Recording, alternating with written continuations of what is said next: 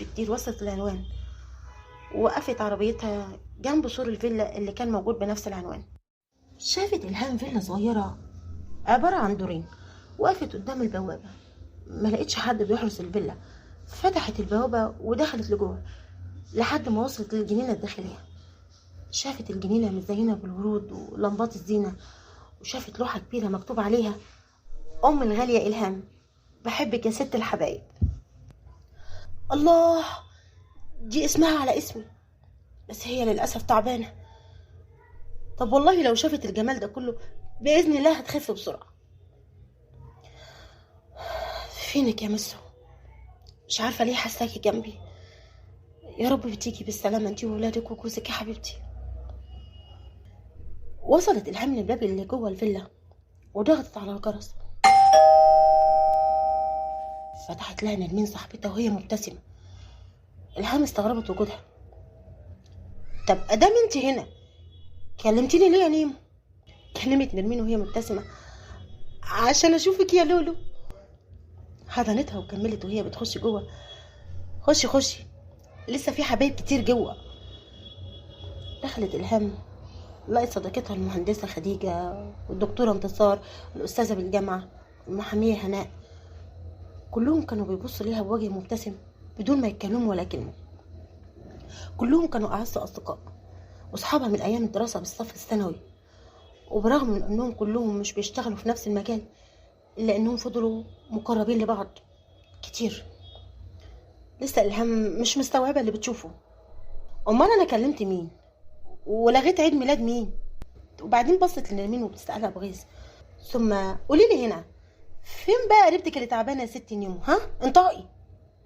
بعدين هما ليه كلهم بيبصوا له ويضحكوا كده؟ ما تتكلموا يا اخوانا. بصي يا لولو، احنا كلنا ملناش دعوه. السبب في ده البنت الشقيه اللي وراكي دي. بصت إلهام وراها، شافت اجمل سنين عمرها، بنتها الجميله لميس ومعاها ولادها وجوزها. جرت لميس تحضن والدتها اللي لسه واقفه مش مستوعبه المفاجاه اللي كانت مش متوقعه ابدا، لان لميس جت من السفر في ميعادها وحضرت كل ده واتصلت على اصدقاء والدتها واتفقت معاهم على كل شيء. فضلوا حاضنين بعض وراحوا قعدوا جنب بعض. كلمت بنتها لميس وقالت لها: ما اقدرش اعدي عيد ميلادك وعيد الام يا امي وما اجيش احضرهم معاكي، بس حبيت اغير الطريقه السنه ديت. طيب انت عملتي كل ده امتى؟ والفيلا ديت بتاعت مين اصلا؟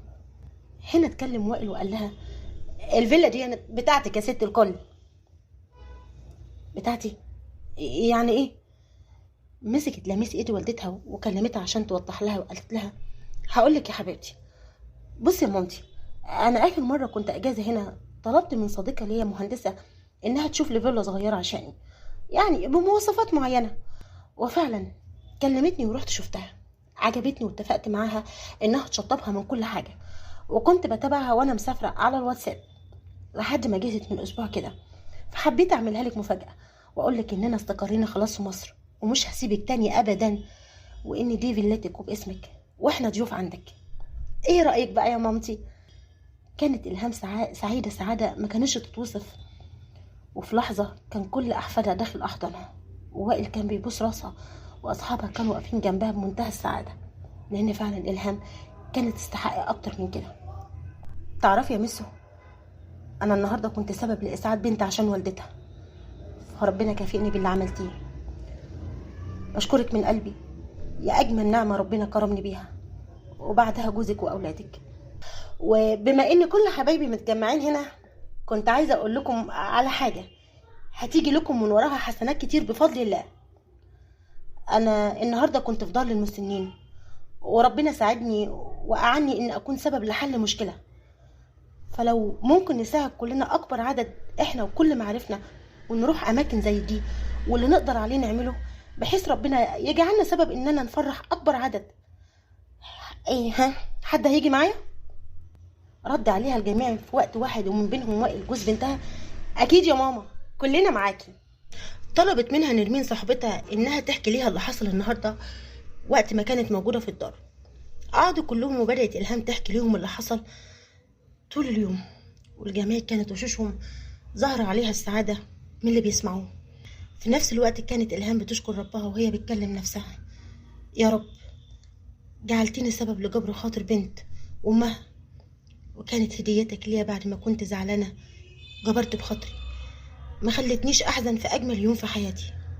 أشكرك يا رب على نعمك، ويا رب دايما تفضل ساترني في حياتي وبعد مماتي.